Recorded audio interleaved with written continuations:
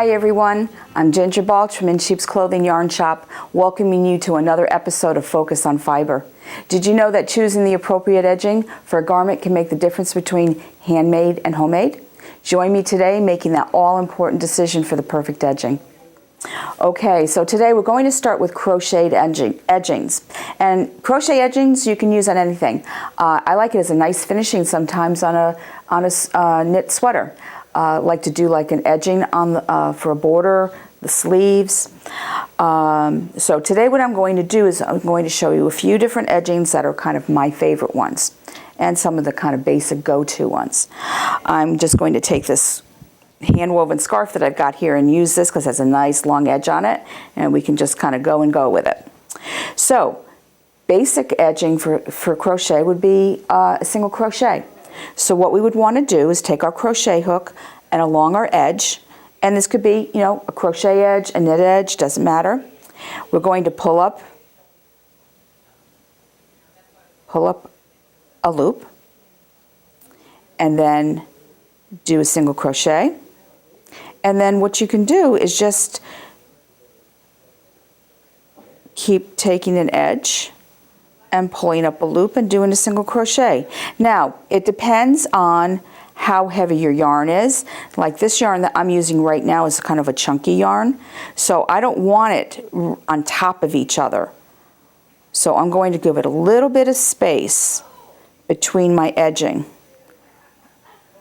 where I pick up my single crochet. Now you can make it a little further apart if you want, but the bulkier it is, you know, you really want to give it some space. So that's just a nice basic single crochet. Now you can have just a single edge like that if you want to, or you can go up one, turn your work around, and do one more row of single crochet, like that.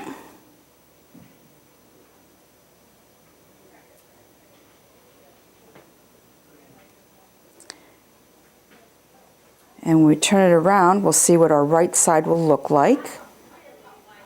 And there you go. So imagine that as an edging for a nice anything, chunky jacket, edging of a nice hat.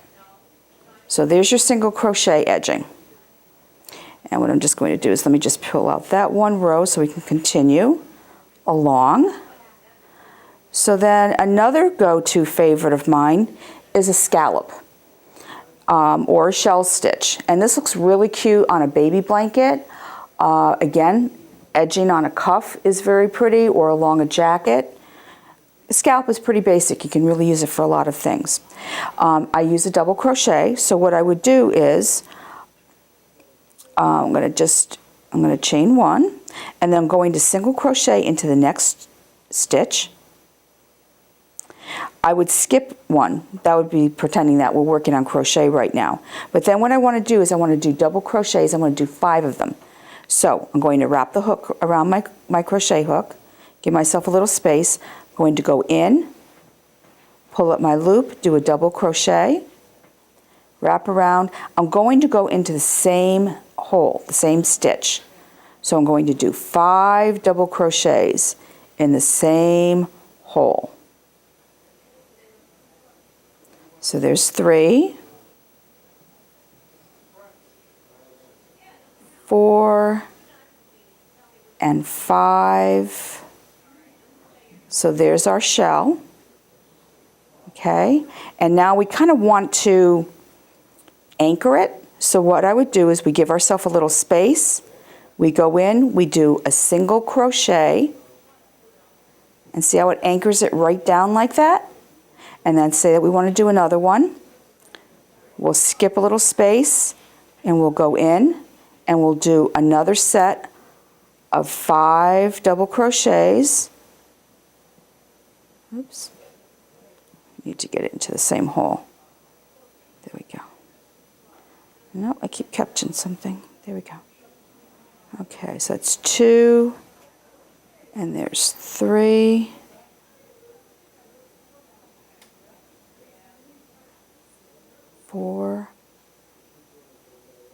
and 5. And then we want to do that one last anchor single crochet just a little bit away from it. And look at that. That's gorgeous. And look how pretty it is. I just happened to grab this color, but look how pretty this is on woven fabric. Love it. Looks great. Okay, so that's our scallop. Now, another one that I really, really love is called crab stitch, or a reverse single crochet. And that is, let's see, we need to turn my work around because as it states, it's reverse. So what you do, you saw what single crochet looks like. So what I'm just going to do is just do another single crochet away from this edging so we can really see what it looks like. Okay, so now just turn my work. So as it says, reverse or crab, like a crab goes backwards. So what we do is we just go backwards, pull up our yarn like we're going to do a single crochet, wrap it around our hook, pull it through. It doesn't look like much yet. Now we do another one. Go backwards, do our single crochet, pull it around, wrap it. Okay, let's do another one. It's starting to look like something.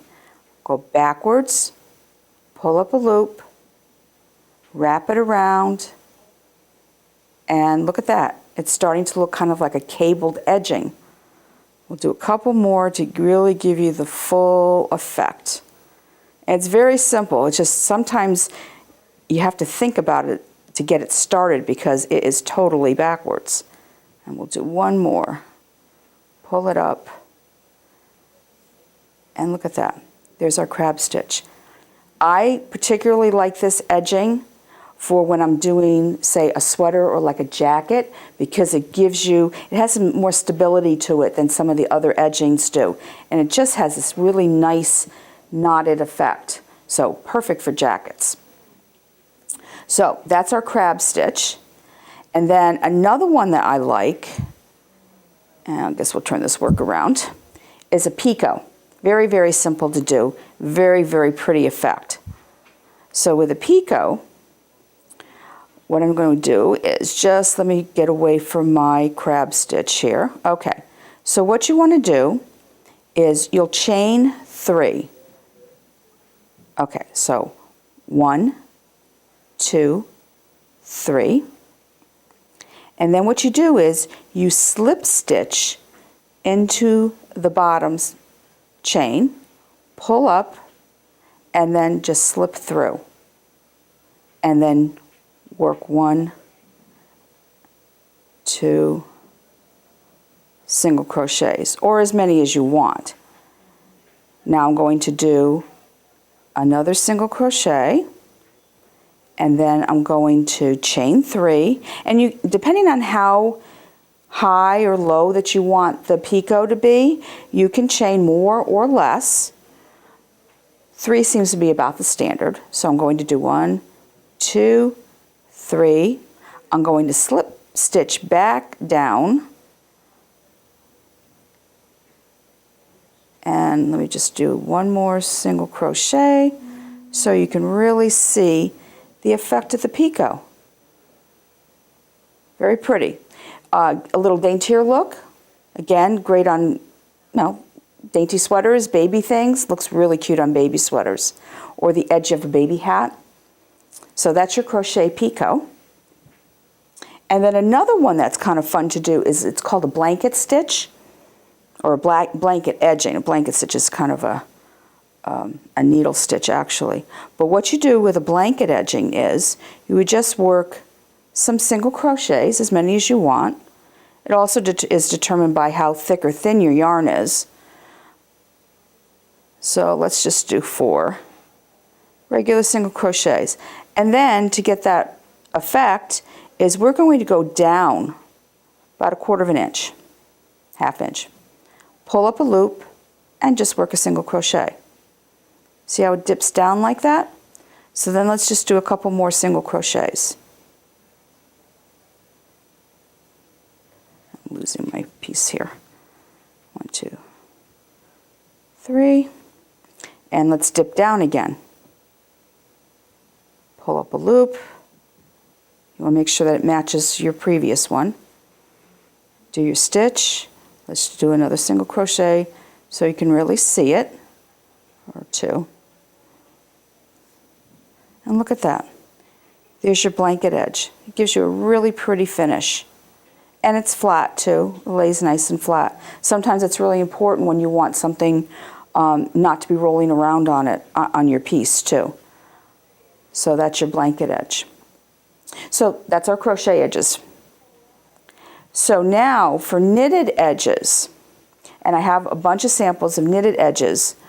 Some of your standard edges would be like a garter stitch ridge. You could also do something like a seed stitch. Garter stitch, seed stitch, or what they call moss stitch. They're going to give you a flat, non-rolling edge, which is quite often a good thing. So garter stitches just knit every row. Seed stitches, you go knit 1, purl 1, knit 1, purl 1, and then when you turn it around, whatever the stitch is in front of you, say it was a purl, you're going to do a knit. So you'll do the opposite. So instead of getting a rib, like with this right here, knit 2, purl 2 rib, it's going to be offset. It'll be staggered. So it'll give you this nice bumpy yet flat line effect. Another simple knitted edging, and you see it on this mitten here, is just to knit, bind off, and let it roll. And that can be a really cute little edging. This hat right here, again, another just let it roll. This was actually a hat. This hat was meant to be folded and then stitched down, or just let it just kind of fold it up, but it just naturally wants to roll on itself. And even doing like a rib and then having your little bit of a stockinette and letting it roll is really very effective. Let's see. And then, okay, so I wanted to also show you knitted picots. We had the crocheted picot, and now a knitted picot. It's very, very simple to do. And I will do it on this right here.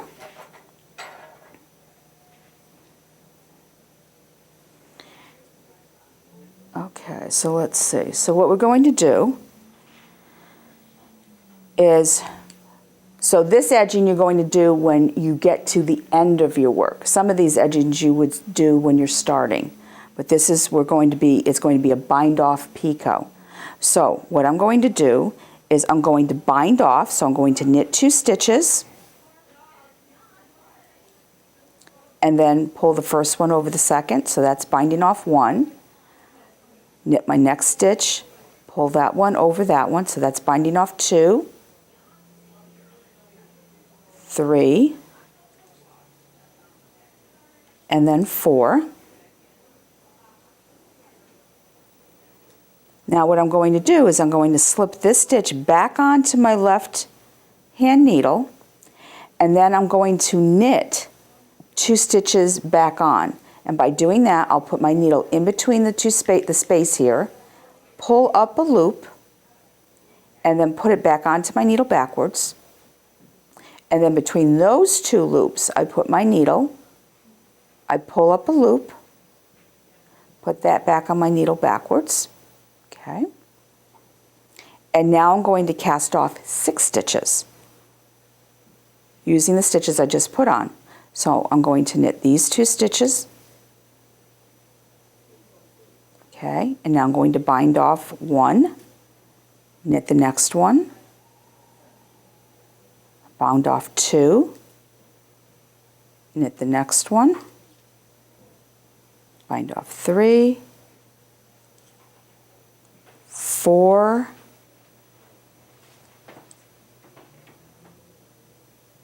5, and 6. And as you can see, there's our knitted picot. Now this is really bulky yarn, so you're really going to see it. But so the finer weight would be a little smaller. But that's your knitted picot. And this is an example right here in a finer weight yarn. See our little picots? See how dainty that is? And it makes a really, really pretty edging, especially on this shawl. Very, very pretty. Okay, so that's our picot edge. Now, we also have a hemmed edge. And what I'm going to do is I'm just going to take off what we just did so I can pick these stitches back up. I like to use this edging when I'm doing Christmas stockings. And quite often I do these on the knitting machine, but you can also do this by hand. So I'm showing you the by hand hemmed picot edging. Pick up my stitches here. Okay, so what you want to do, and this is something that you would do at the beginning of your work. So you would cast on your stitches, you would knit however deep you want your hem to be. Get this on here. Okay, so we'll say that this is going to be the depth of my hem right here. And then the other thing that you want to keep in mind too is whatever you start out with, you want to use one size needle smaller because this is going to be getting folded and you want to make sure, wait a minute, let me see. It's either the beginning or the end. Well, let's hold that thought because it might be, you might have to do this, the needle smaller on the other side. Well, we'll find out. Okay, so right now what we're going to do to create the picot hem is I'm going to knit 2 stitches. I like to kind of keep an edge stitch so that when I go to sew, I have a little something to hold on to. Now all I'm going to do is yarn over and I'm going to knit 2 together. Yarn over, and my stitches are all twisted. Let's fix these.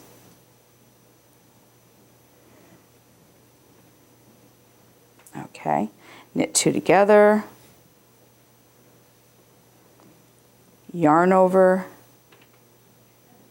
and these are really twisted. There you go. Knit 2 together, yarn over, knit 2 together, and wow, this worked out perfect. Knit with end 2. End with knit 2. Okay, so now we turn it around. So now what we're going to do is just purl this last row. So I'm going to purl.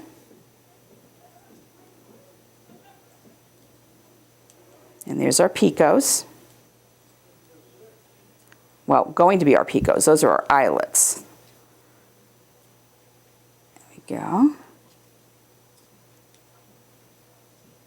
And with our knit 2. And then we turn it around. And you can see our picots? Well, I keep saying that. Those are our eyelets. They're going to be picots in about 1 more row or 2. Now, what I said before about the smaller needle, this is where we want to change to a smaller needle because what's going to happen is we will be folding this to create a hem. So we don't want the hem part, the bottom part, to be as thick as what you see here. Otherwise, it's going to make a big bulgy hem and it'll flare out. So if we change to a smaller needle, which I do happen to have, it's actually considerably smaller, but that doesn't hurt. So now what I want to do is I'm going to knit this row.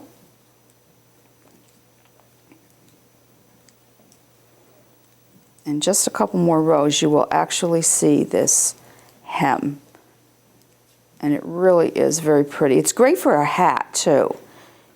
Nice edging for a hat.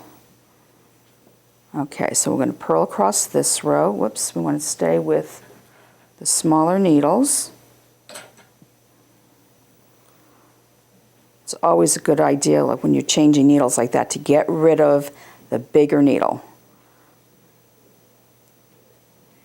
It's so easy to continue with it and kind of undo everything you were trying to do.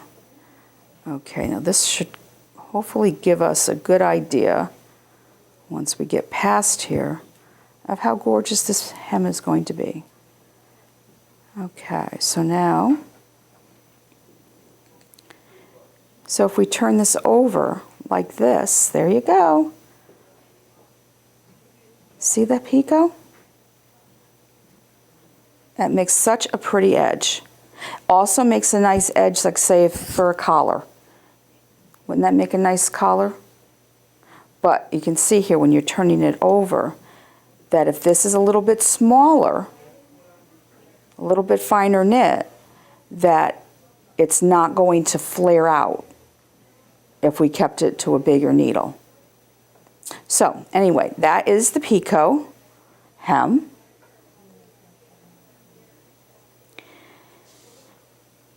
And let's see. Okay, and now what I'd like to also show you is one of my favorites. It was one of the hardest ones for me to learn, but once I got it down, it was really easy. And it's called applied I-cord. Now, if you know what I-cord is, you take 2 double-pointed needles and you make a tube.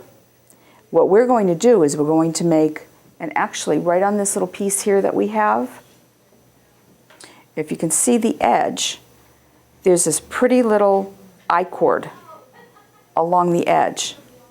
And that's been knitted as the piece was knitted, instead of making an I-cord and then sewing it on.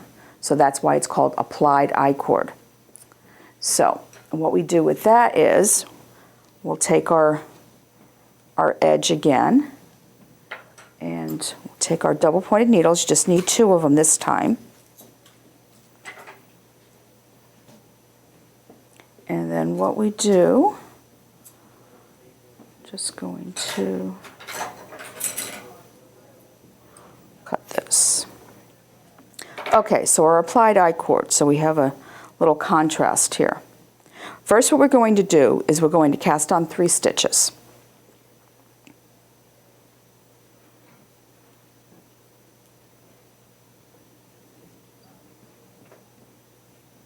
Oops.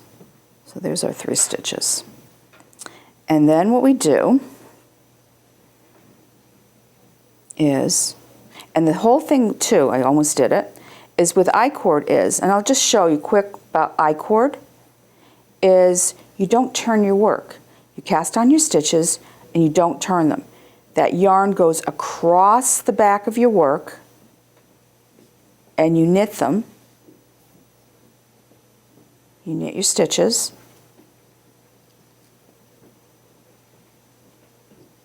Okay, and then what you do is you slide those stitches to the end of the needle. And again, you pull the yarn across the back of your stitches. And what happens is after you do a couple of rows, you'll start to see a tube emerge rather than a flat piece of knitting. If I can get through this, there we go. Okay, now again, I kind of like to pull on the tail so it kind of helps pull the tube down. I'm going to slide the stitches across my needle, take my yarn and pull it across the back. You can see it's starting to create this tube. Okay, so now that you have the idea how the tube works, what I'm going to do is we're going to knit across again. 1, 2, and 3. Okay, now I'm at the end of this needle, but instead of sliding it right now, what I'm going to do is I'm going to pick up a stitch on my fabric, and now it's attaching to my tube. And I'm going to knit across, just like that. I'm going to include that 4th stitch, and now I'm going to pull, I'm going to make kind of an increase. I'm going to pull that over. I'm back to 3 stitches, but I'm going to pick up another one, which is going to move me a little further along. And then I'm going to push my stitches back across, and I'm going to knit across.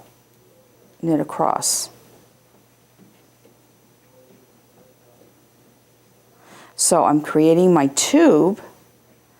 Now that's an extra stitch, and I'm going to pull that over. So I'm applying and also decreasing that stitch because I want to keep 3 stitches. But see how it's starting to attach onto the fabric? And eventually you'll just have this beautiful tube all across the end of your work, the edge of your work. And it lays nice and flat and just creates a beautiful edging. So I want to thank you again for spending time with me today. And I hope that some of these edgings will become part of your knitting and crochet toolbox. And don't forget that it's always important to have focus on fiber. See you the next time. Thanks.